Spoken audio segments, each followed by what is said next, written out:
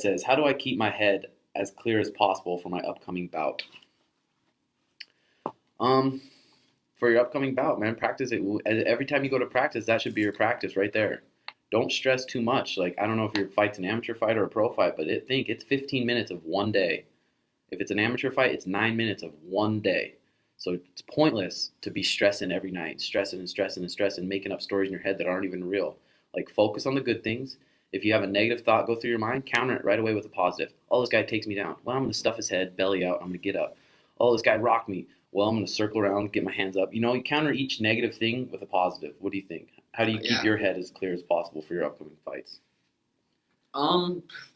It literally comes down, like, I feel like it's way easier to have positive thoughts if you're training like you know you should be.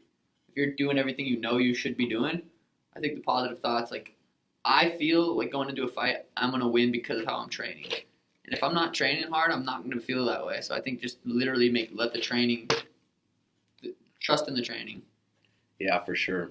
And just, I kind of trust in your coaches too. Trust like your strength conditioning coach, your grappling coach, all those guys.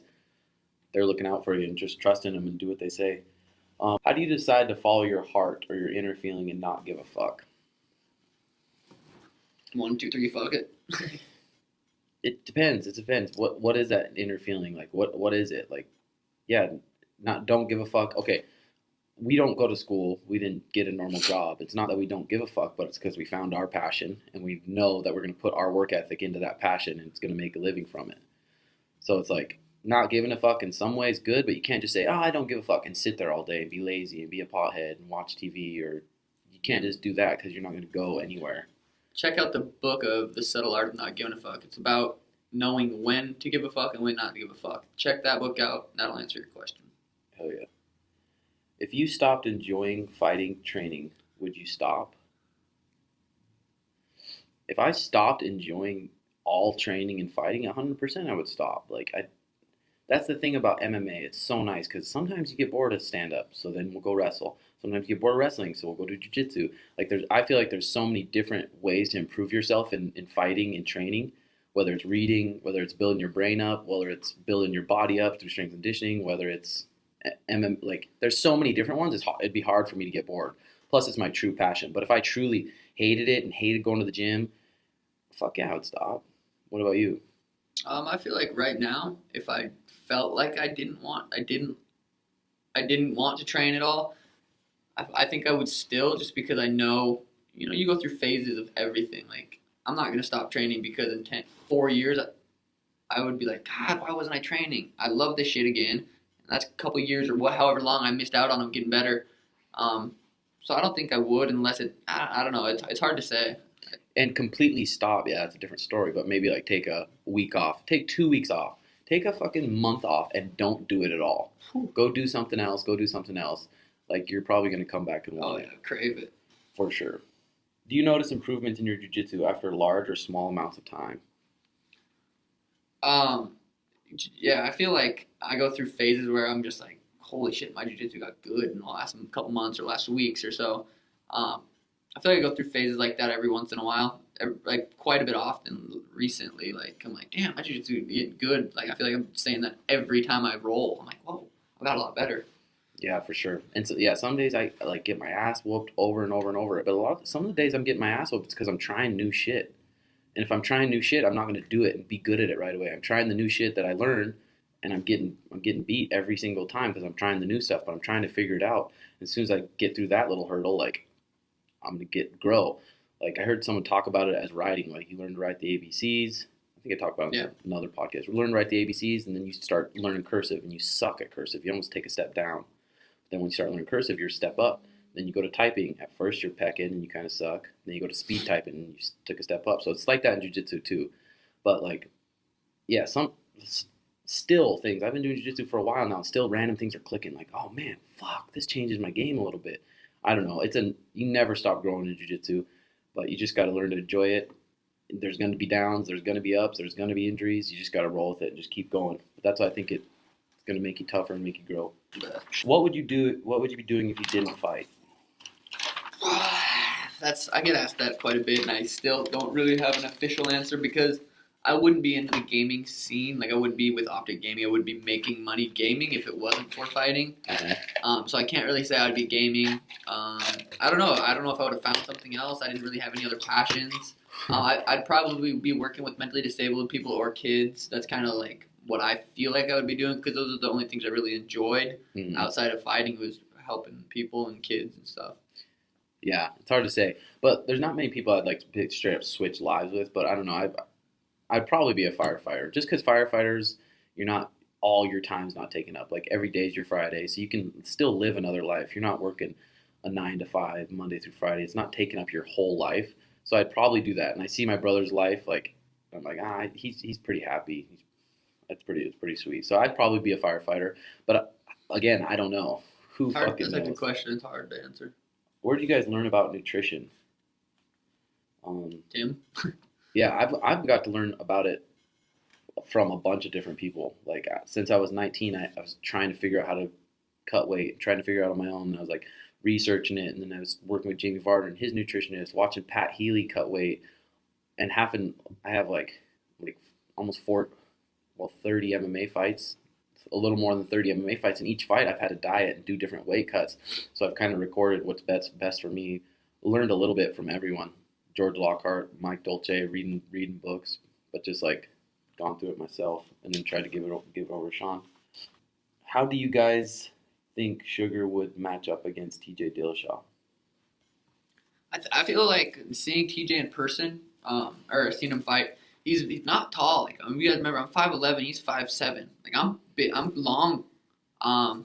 So a lot of his shots aren't going to land on me that land on these other guys. He's fighting Cody, who's I think maybe a little shorter, maybe a little taller, but still not as tall as me. How tall is Hennon Brow? 5'9", I think. See, I'm long, rangy.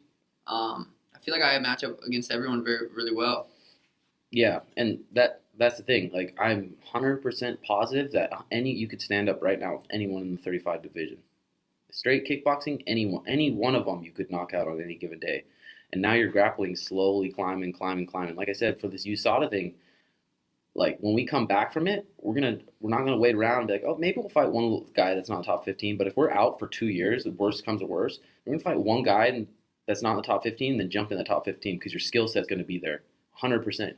Your skills are gonna be there. That's why I say, a couple years, fuck TJ up.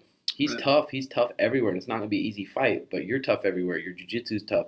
You have a good gym. You have guys that are better than him in every area.